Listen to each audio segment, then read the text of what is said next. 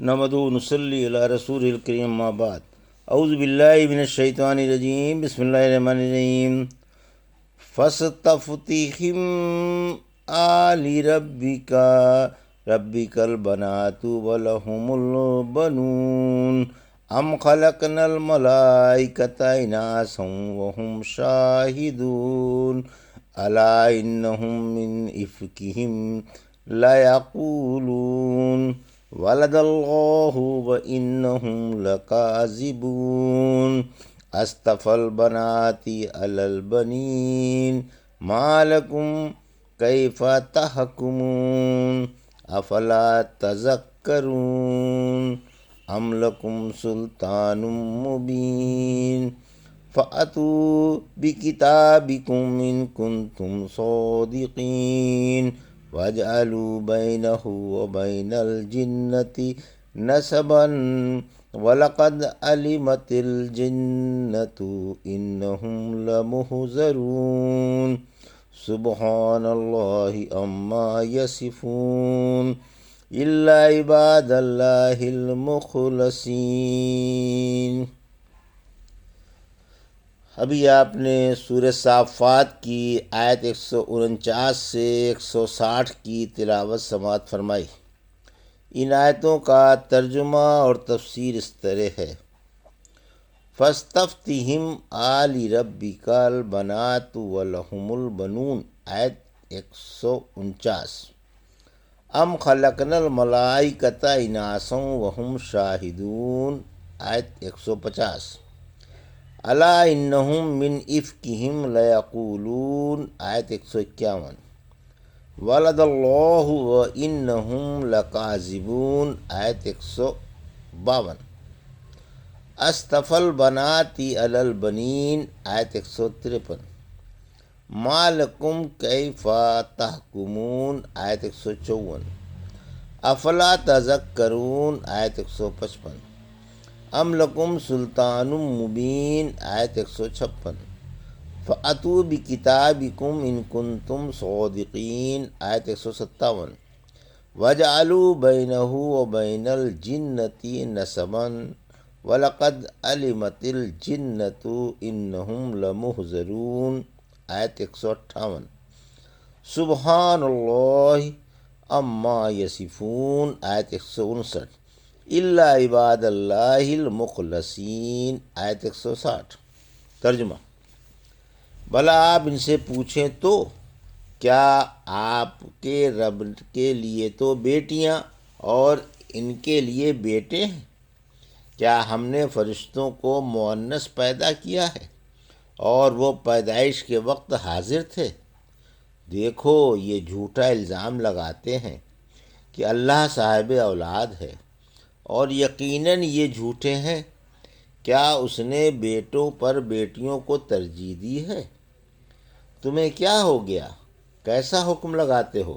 کیا پھر سوچتے نہیں؟ کیا تمہارے پاس کوئی روشن دلیل ہے؟ اچھا، اگر تم سچے ہو تو اپنی کتاب لے آؤ۔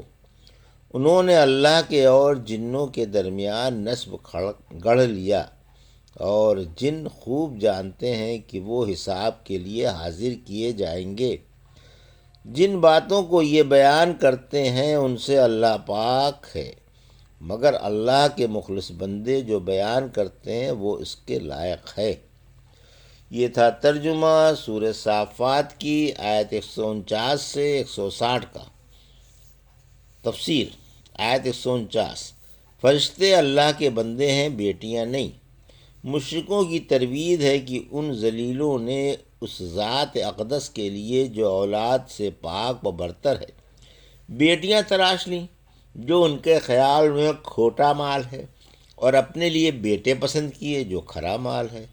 گویا ردی چیز تو اللہ کی اور عمدہ چیز ان کی اور ان کے باپ دادا کی۔ سورہ نحل کی آیت 58 میں فرمایا، جب ان میں سے کسی کو بچی کے پیدا ہونے کی خوشخبری دی جاتی ہے تو اس کا چہرہ سیاہ پڑ جاتا ہے اور خون کے سے گھونٹ پی کر رہ جاتا ہے۔ یعنی لوگ بیٹیوں کو نہیں چاہتے اور بیٹوں کو پسند کرتے ہیں۔ جب یہ بات ہے تو اللہ کی طرف اس قسم کی کیوں نسبت کی جاتی ہے؟ جو خود کو محبوب نہیں، اسی لیے حق تعالیٰ نے فرمایا کہ اے نبی ذرا آپ ان سے پوچھیں تو کہ آپ کے رب کی تو بچیاں ہوں اور تمہارے بچے، کیا یہ بات تمہیں زیب دیتی ہے کہ جس جنس کو تم نہ چاہو وہ اللہ کی طرف منسوب کر دو؟ سورہ طور کی آیت 21 اور 22 میں فرمایا کیا تمہارے لیے تو بیٹے ہوں اور اس کے لیے بیٹیاں، تب تو یہ تقسیم بڑی بھونڈی ہے۔ آیت 150، یہ کیسے معلوم ہوا کہ فرشتے مؤنث ہیں؟ انہیں یہ کیسے معلوم ہوا کہ فرشتے عورتیں ہیں، حالانکہ ان کی پیدائش ان کے مشاہدے میں آئی بھی نہیں؟ بلا دیکھے بھالے عورتوں کا حکم لگا دیا۔ کیا کوئی عقل مند منہ سے ایسی بیہودہ بات نکال سکتا ہے؟ سورہ زخرف کی آیت 19 میں فرمایا ان مشرکوں نے فرشتوں کو جو رحمان کے بندے ہیں عورتیں ٹھہرا لیا۔ کیا فرشتوں کی پیدائش کے وقت یہ حاضر تھے؟ ان کی یہ بکواس لکھ لی جائے گی اور اس کی قیامت کے روز باز پرس ہوگی۔ آیت 151 152، مشرکوں کے اللہ پر 3 الزام۔ دیکھیے یہ لوگ اپنے کذب و افطرا کی وجہ سے بکواس کرتے ہیں کہ اللہ کے اولاد ہے، حالانکہ یہ کذاب ہیں۔ حق تعالیٰ نے ان مشرکوں کی طرف سے انتہائی کفر کے 3 الزام نقل فرمائے۔ ایک، فرشتوں کو عورتیں بنانا، دوسرا انہیں اللہ کی بیٹیاں بتانا، تیسرا اللہ تعالیٰ کو صاحب اولاد بتانا، اور اللہ کو چھوڑ کر فرشتوں کی عبادت کرنا۔ ان میں سے ہر بات جہنم کی ہمیشگی کے لیے کافی ہے۔ آیت 153، یعنی کیا بات ہے کہ حق تعالیٰ نے بیٹوں کو چھوڑ کر بیٹیوں کو پسند فرمایا؟ آخر کوئی وجہ ترجیح ہونی چاہیے۔ کچھ نہیں، محض بکواس ہے۔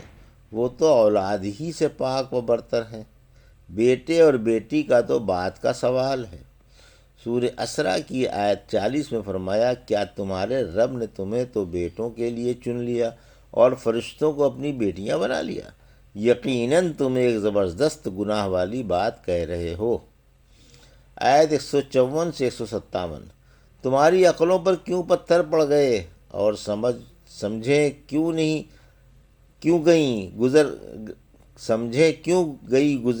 گزر رہی ہو گئیں؟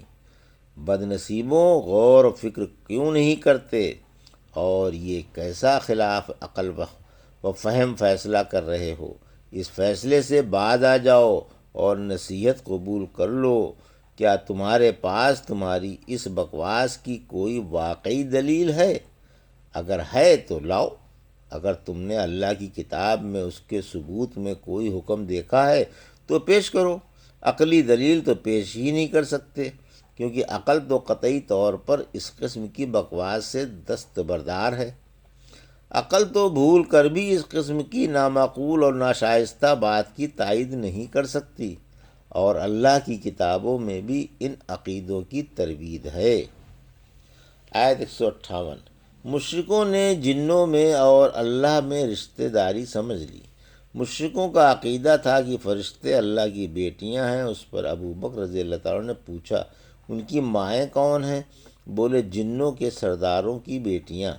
اسی وجہ سے حق تعالیٰ نے فرمایا کہ ان مشرکوں نے جنوں کے اور اللہ کے درمیان نسب قائم کر دیا اور رشتہ داری ٹھہرا دی، حالانکہ جنوں کی طرف یہ رشتہ داری منسوب کی گئی ہے۔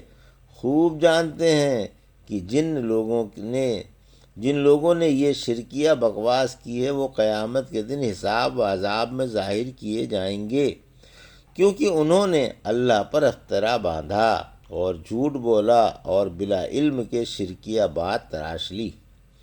آیت 159، اللہ اولاد سے پاک و بلند ہے اور وہ ذات اقدس ان تمام کافروں، ملحدوں، مشرکوں اور مفسدوں کے الزاموں سے بری ہے اور انتہائی بلند و بالا ہے۔ آیت 160، اللہ کی طرف مخلصوں کی نسبتیں صحیح ہیں۔ ہاں، اللہ کے مخلص بندے جو اوصاف اس کے بیان کرتے ہیں وہ اس کی ذات کے لائق ہیں اور اسے زید دیتے ہیں۔ جن سے اس کی عظمت و پاک دامنی پر دھبا نہیں آتا اور اس کی شان الوہیت داغدار نہیں ہوتی۔ یہ مخلص بندے اس حق کے پیروکار ہیں جو اس کے رسولوں پر اللہ کی طرف سے اترتا ہے۔ یہ تھا سورہ صافات کی آیت 149 سے 160 کا ترجمہ اور تفسیر جو بھی آپ نے سماعت فرمائی۔ بارک اللہ لی و لکم فی القرآن الحکیم و نفعنا ایاکم بآیات الذکر الحکیم۔